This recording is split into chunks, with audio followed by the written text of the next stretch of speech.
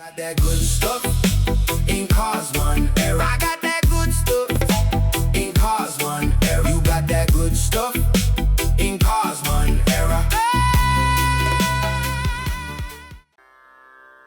Who can tell at what moment the flame of illumination will blaze forth? For this reason, continue your efforts steadily without flagging. Gradually, you'll get more and more deeply absorbed in the reality. That and that alone will preoccupy your thoughts and feelings.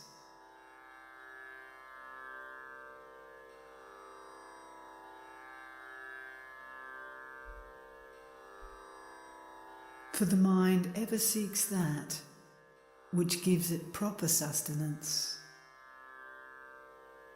And this cannot be provided by anything save the supreme reality itself.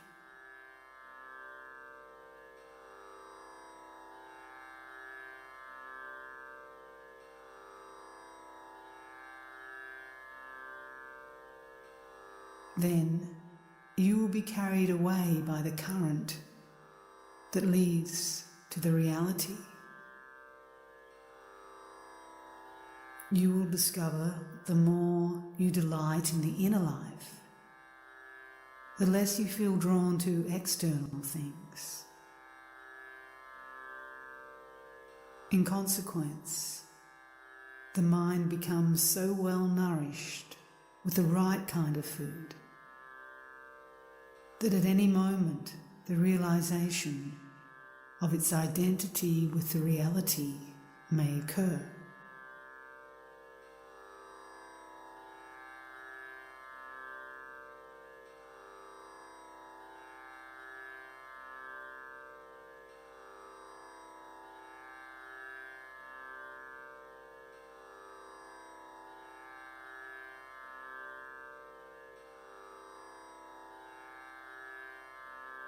There are instances when one loses consciousness while sitting in meditation. Some people have found themselves swooning away, as it were, intoxicated with joy, remaining in this condition for quite a long time. On emerging, they claim to have experienced some sort of divine bliss.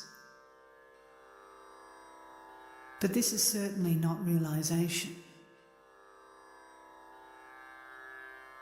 A stage does exist in meditation where intense joy is felt, where one is as if submerged in it. But what is it that gets submerged? The mind, of course.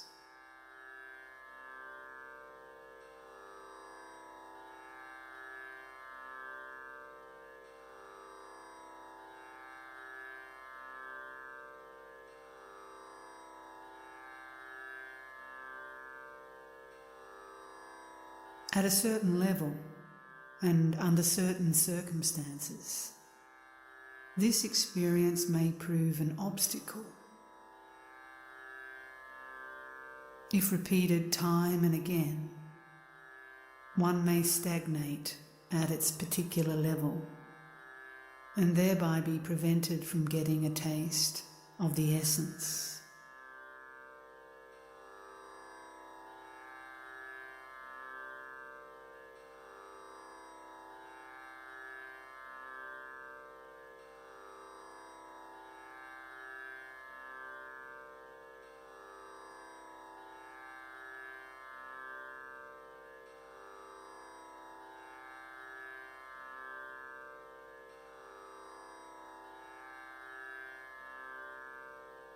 In the event of an experience of anything pertaining to ultimate reality or to the self, one does not say, "Where have I been?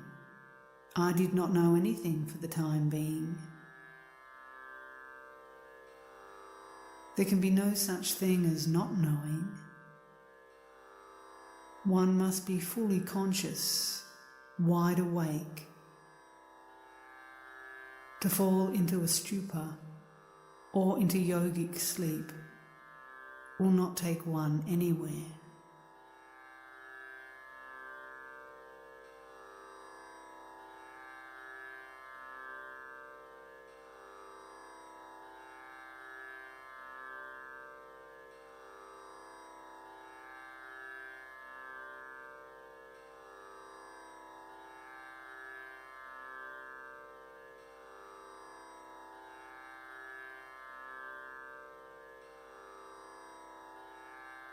After genuine contemplation, worldly pleasures become unalluring, dull, entirely savourless. What does detachment signify? When every single object of the world kindles, as it were, the fire of renunciation, so as to make one recoil as from a shock. Then there is inward and outward awakening.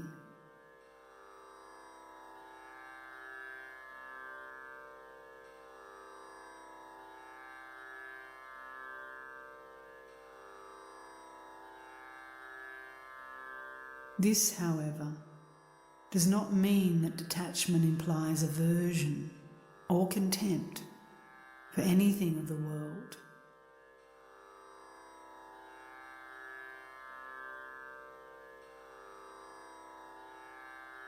It simply is unacceptable. The body refuses it. Neither dislike nor anger will arise.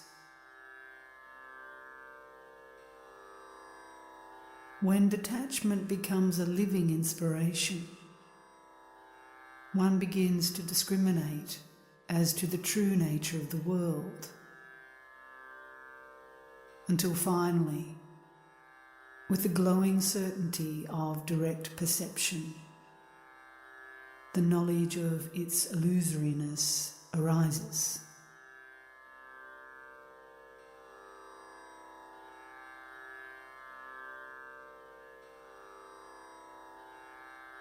Each and everything belonging to the world seems to burn.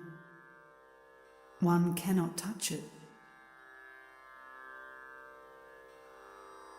This also is a state that may ensue at a particular time.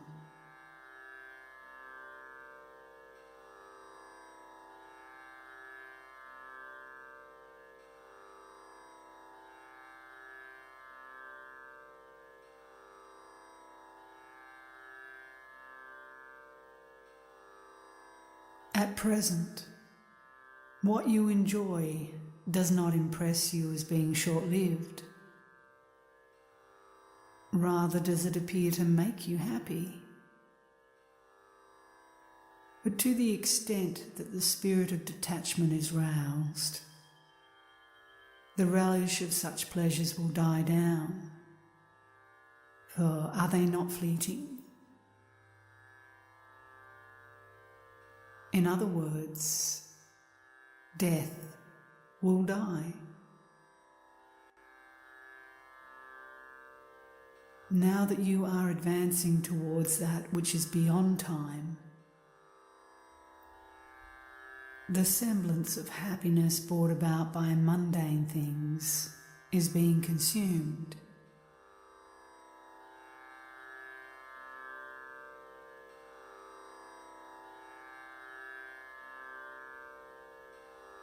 As a result, the question, what actually is this world, will arise.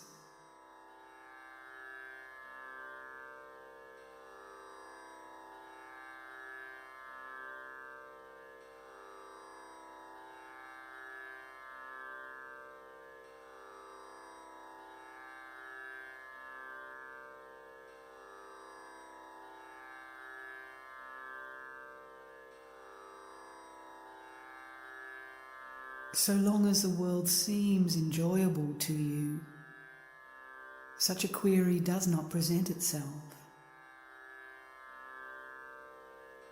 Since you are progressing towards that which transcends time,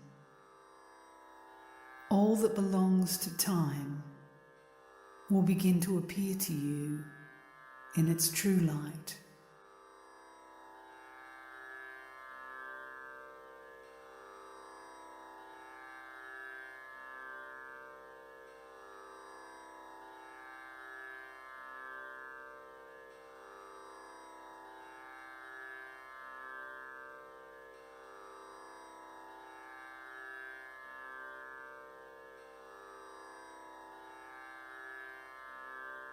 Because you are in the grip of time, you have not yet reached the state where everything is perceived as the reality alone.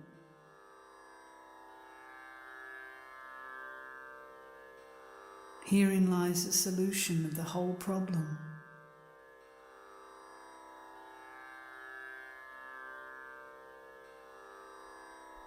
To sometimes feel that the world is merely ideas is good, since your feeling is related to the supreme quest, for nothing is ever wasted.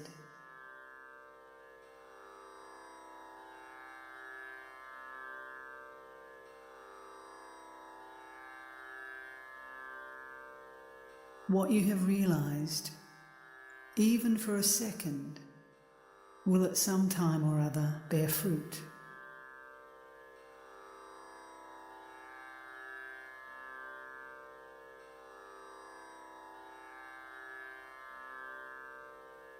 Thus, the knowledge of the real character of each element, and the knowledge what water, air, sky, etc. are, and hence what creation is, will flash into your consciousness one by one, just like buds bursting open.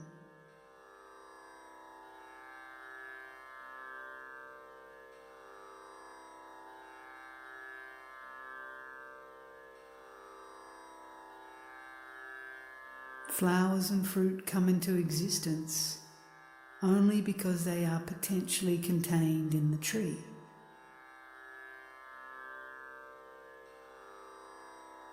Therefore, you should aim at realizing the one supreme element that will throw light on all elements.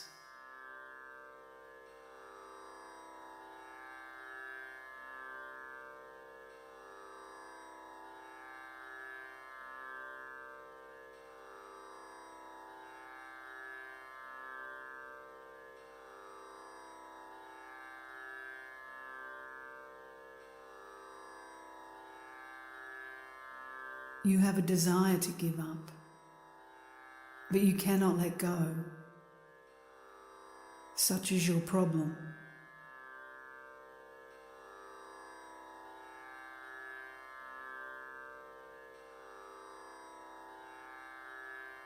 Let that desire awaken in your heart. Its stirring signifies that the time is coming when you will be able to give up.